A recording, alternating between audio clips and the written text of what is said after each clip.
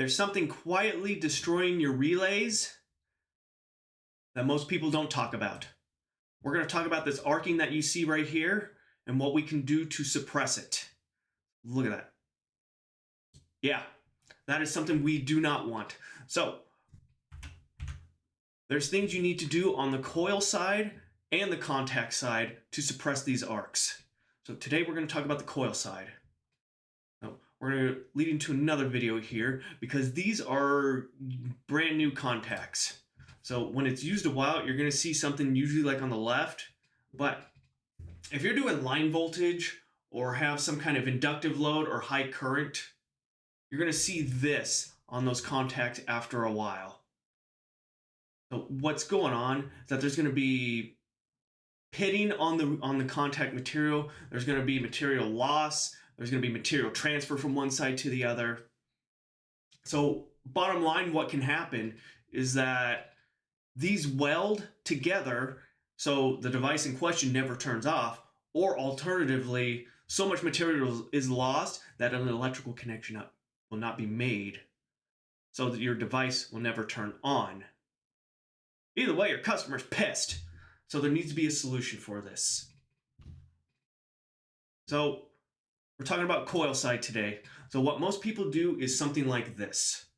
It's where they just put a diode near the coil and then they forget about it. But what I am going to tell you today, this is the worst solution for that. In fact, the only thing worse than this is just having nothing at all. So if it's between nothing and this, well, yeah, put the diode there. But there is better that can help that arcing issue. So before I forget, check out this. Wow! Impressive. Exactly what, again, yeah, exactly what we don't want. So I found this article from TE, application note, coil suppression can reduce relay life. Excellent title. Exactly what we're looking for. So just a little bit of a rehash for those who have forgotten or don't know. When you de-energize a relay, Lenz's law kicks in, and without any kind of protection, your voltage will go negative and be freaking massive, hundreds of volts. Anything you're using like a switch, like a MOSFET, destroyed. Definitely don't want that. So most designs will use a diode here. So if you're like me, when you have relay problems, you only look at the voltage and you'd see exactly this. I can tell you from my own scope readings, this is accurate. Absolutely. But I never thought to look at the current. So this is 10 milliseconds per division. So it takes about 20-ish milliseconds for this whole thing to turn off, which is rather slow. So, and this wall of text here is some actual useful data. So let's go through it a little bit so we know what's going on. Slowly decaying magnetic forces can actually cause a period of net force reversal where the armature velocity is slowed, stopped, or even momentarily reversed. And you can almost see this. One, this is slow, but look, we got a little bit of a reversal there. So exactly what we don't want. We want those contacts to split quickly. That way, the more distance there are, the less that arc will last, which is what we want. So it is equally important to realize that when the contacts of a typical power relay make, that's when the relay comes together, connecting very fast rising, medium, or high current loads. Doesn't have to be resistive. High inrush loads from like a motor, or it could be a huge capacitive load.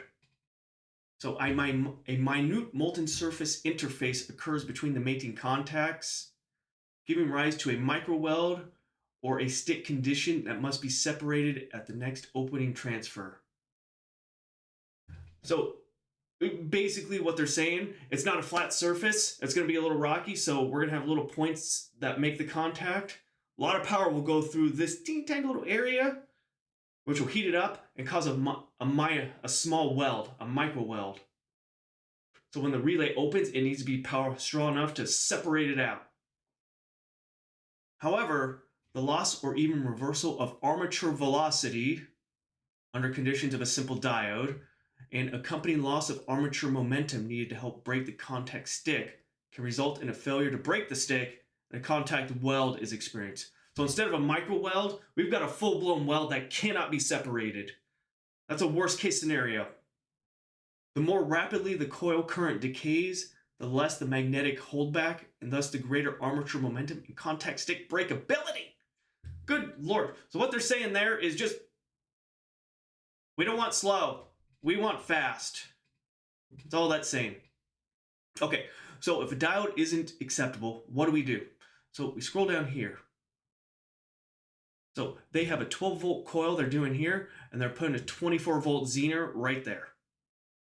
So as you can see, instead of 20-ish milliseconds, we're down to like, I don't know, 2. Much, much better. So the zener voltage value is chosen to limit the coil switch voltage to a level acceptable with the switch rating. Okay. Basically what that's saying is, whatever you do, make sure the voltage isn't so high that you burn out your MOSFET or whatever is doing the switching. So, okay. Makes sense. All right. Now what we're going to do is we're going to look at this application note. The application relay coil suppression with DC relays. So right here is all the methods you can use. But for what they actually tested was diode with the zener, whole bunch of resistors, and nothing. So they record 750 volts with the nothing. So yeah, we don't want that. Your regular diode, look at that dropout time. You know, shorter than what we were seeing on the other one, but still huge compared to what we were. Diode plus 24-volt zener, that's actually pretty close with just having nothing. Resistors, yeah, okay, I guess we can do it. I mean, to get the dropout time low, we'd have to accept, you know, a huge voltage. We can't have that. But if we go with the low value, we'll increase the time, and we don't want to do that. And then it must be noted that the optimum resistor value for one type of relay will not necessarily be the right value for another type. Ugh. That means I gotta, like, vary this based on what relay I'm using. I don't want to do that. I mean, maybe vary it based on coil voltage, but no. I don't want to have to think about fine-tuning it. I want a more one-size-fits-all solution. Okay. So also, a lot of my designs aren't, you know, 24-volt. So I'm just thinking, like think about this, guys. Think about it. Let's go back to our simulation. Where else are you using a diode in your design? Because I'm thinking for modern designs, I'm not really using diodes all that much. And I'm certainly not using zeners all that much either. You know, occasionally maybe there's something here and there, but most designs, no. So these are unique components. I'm thinking about my BOM and BOM consolidation. Always important to think about that. Less unique components to manage, the better in the long run for supporting a design for many years. So 24-volt, sometimes I do that. 12-volt is more common in my neck of the woods. So we got all these simulations and whatnot on these application notes with 24-volt. 12 work. That's where we go with simulations.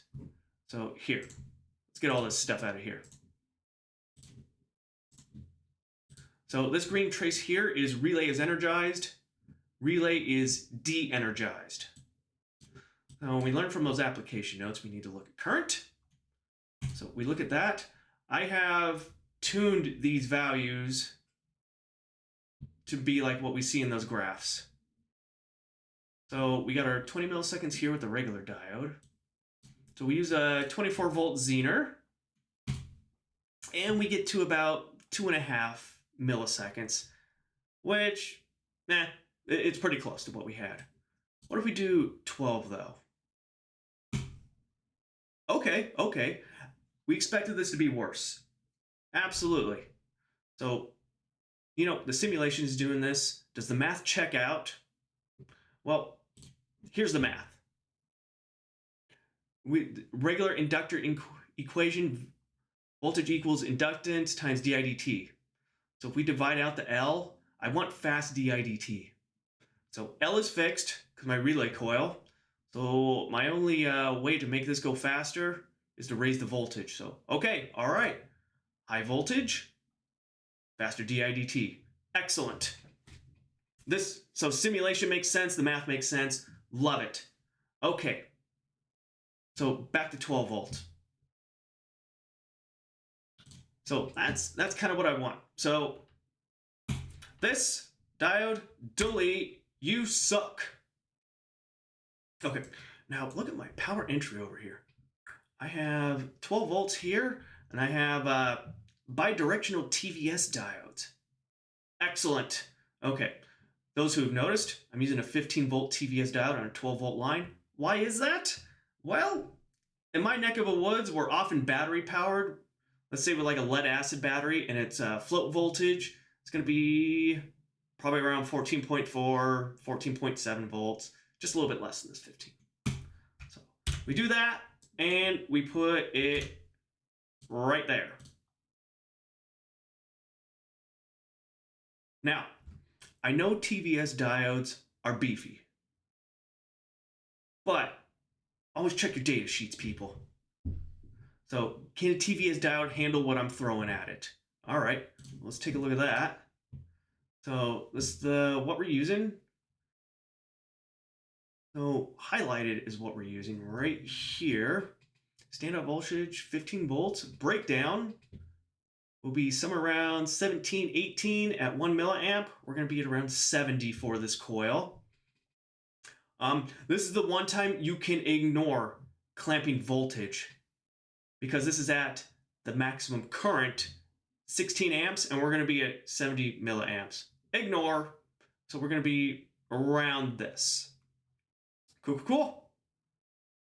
Then if we go down to this graph right here, typical peak pulse power rating curve. Say that 10 times fast. So we're going to be somewhere around 4 milliseconds here. So 1, 2, 3, 4. Then single die, 400. Okay.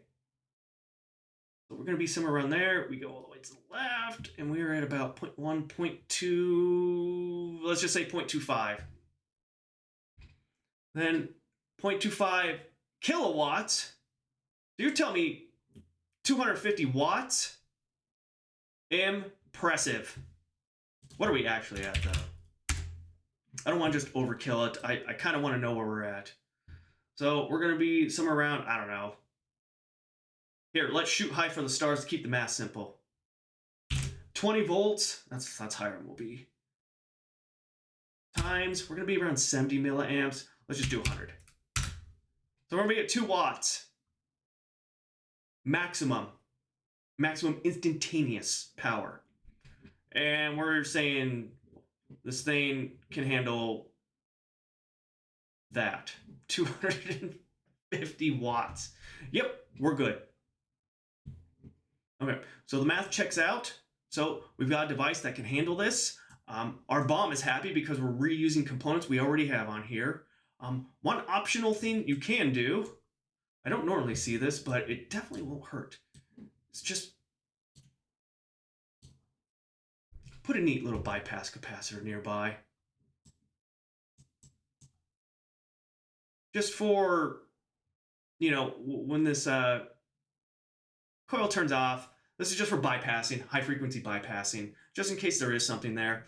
This, you probably don't need it. You can probably get away with not having it if your board is tight on space. No problem with it.